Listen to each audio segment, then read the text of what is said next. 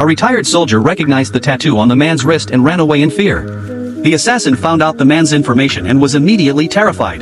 The man's name was Jack, and he used to be a top-tier secret agent. After retiring, he settled down with his wife and kids in a small town. Life became a boring routine, running every morning, making breakfast, always missing the trash truck, and never finishing his paperwork.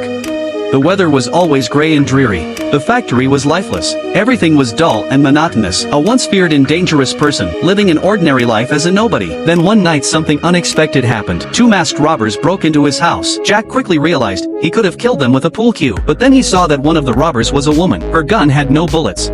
He softened and let them take some spare change and leave.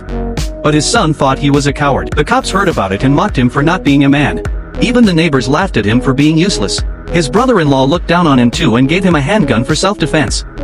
The constant frustration had nowhere to go, so he just took it out on the wall, punching it furiously.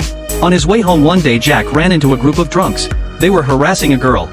Jack couldn't stand it anymore. He snapped. In a matter of moments, the whole group was down, and Jack disappeared into the night. But unfortunately, his actions had consequences. One of the drunks turned out to be the younger brother of a local gang boss. When the boss saw his brother barely breathing, he was furious, vowing to find Jack and get revenge. They found Jack's transit card and used it to track down his address.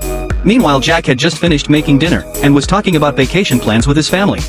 Then out of nowhere he noticed a few cars parked outside. His years of experience as a spy told him something was off. Without wasting time, he told his family to hide in the basement. He pressed the control panel. This was his custom-made underground bunker. He told them not to call the cops. Then he turned off the power in the house and waited for the killers to show up.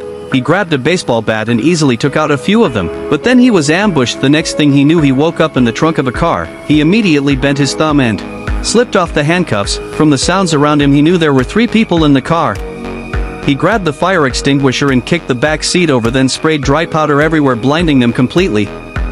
All 3 assassins were killed instantly. Jack made his way back to the house and opened the basement door. When his wife saw the bodies all over the place, she was in shock. She couldn't believe he did all of this. Jack told his family to leave, then calmly activated the self-destruct system, turning everything to flames. Afterward, he called his 80-year-old father and told him someone might be coming after him. His father just gave a strange smile and didn't seem worried.